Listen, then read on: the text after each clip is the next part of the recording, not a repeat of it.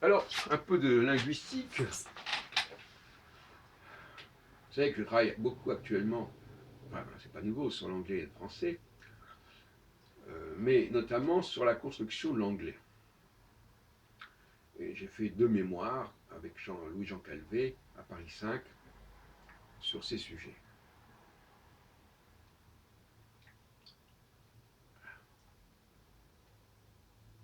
Et je vais vous parler du statut du verbe anglais.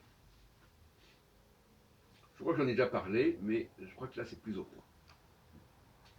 Mes travaux sont toujours évolutifs. Comment on en est arrivé là? Parce que c'est la nouvelle formulation que j'utilise actuellement. Comment on en est arrivé à la situation de l'anglais actuel? Alors, je ne reviendrai pas sur la question de l'influence du français. C'est pas au cœur de la discussion. Ici. Je vais prendre 2 exemples. La formation, le futur et son influence sur le français, excusez-moi du lapsus, son influence sur le présent, et le passé composé et son influence sur le prétérit, sur l'imparfait.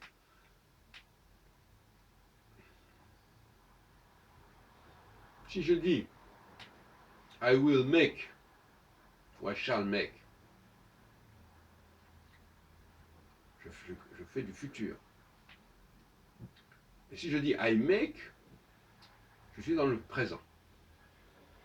Quelle différence entre ici le futur et le présent? Ben, j'ai enlevé shall. Si je dis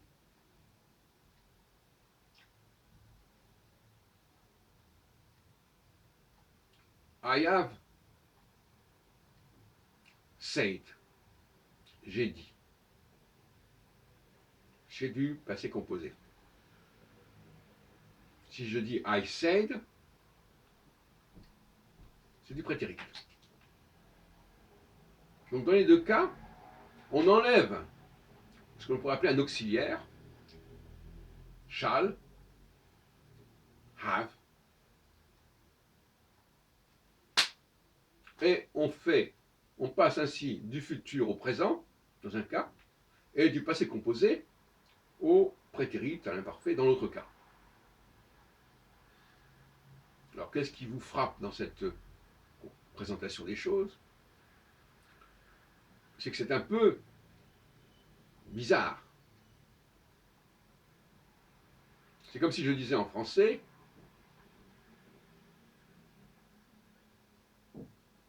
je vais manger, ER, infinitif, et qui veut dire qui a une forme de futur. Parce que l'anglais, le futur anglais, il ressemble beaucoup à la forme du futur en français, parce que le français a 2 futurs. Un futur avec le verbe aller, et un futur où on dit par exemple je mange, alors on peut dire par exemple je vais manger, ou bien je mangerai. Donc là c'est plutôt je vais manger. Alors si j'enlève vais, je mangeais. On trouve une sorte de petit nègre. Moi manger, moi partir, moi boire. Voilà. Donc finalement, le présent de l'anglais, c'est quelque chose de tout à fait décomposé, primaire. Moi manger, moi parler. Parce qu'on a enlevé l'auxiliaire et on n'a pas compris que quand on a enlevé l'auxiliaire, ça ne donnait pas du présent, ça donne une sorte de petit nègre. Donc là, il y a quand même un souci, mais c'est ce que j'appelle la linguistique populaire. Voilà.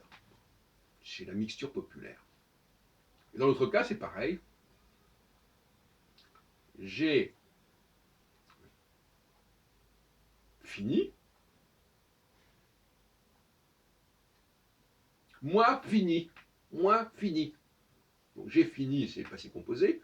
Moi fini, c'est voilà, ça veut dire que c'est fini, c'est le passé, c'est le prétérit. On a enlevé, on a gardé des formes à l'infinitif ou au participe, on a évacué des formes auxiliaires qui se conjuguent, elles, effectivement,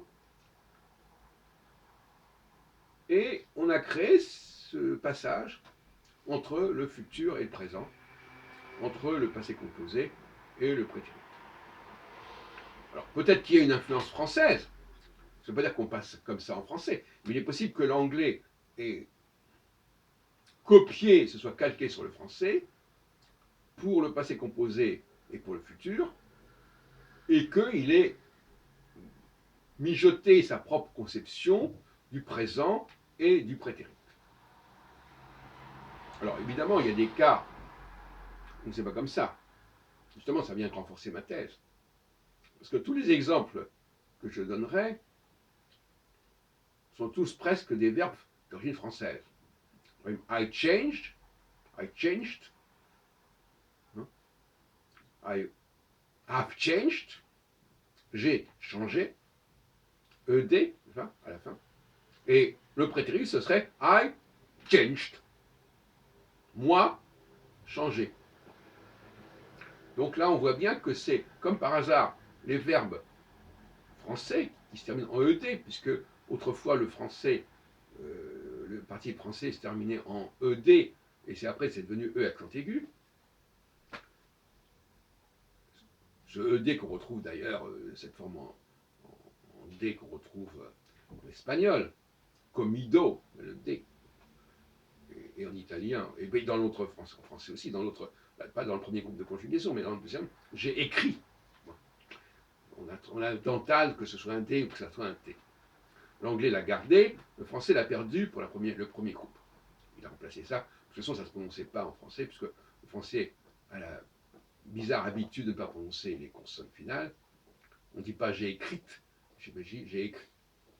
Sauf quand on dit la page que j'ai écrite, donc autre chose. Alors, donc, une influence française pour le passé composé suivi d'une forme en ED qui débouche sur un prétérit tronqué, et le futur qui utilise une forme auxiliaire, I will, I shall, qui revient un peu au je vais ou nous allons manger, bon, et qui débouche sur le présent. Donc le présent et le prétérit en anglais sont les parents pauvres de la grammaire anglaise. C'est-à-dire que ce sont des formes complètement ratées, je dirais en quelque sorte. Voilà. Voilà ce que je voulais vous dire sur mes réflexions sur l'anglais. Je ne sais pas si d'autres l'ont fait avant moi. Vous vérifiez. Hein.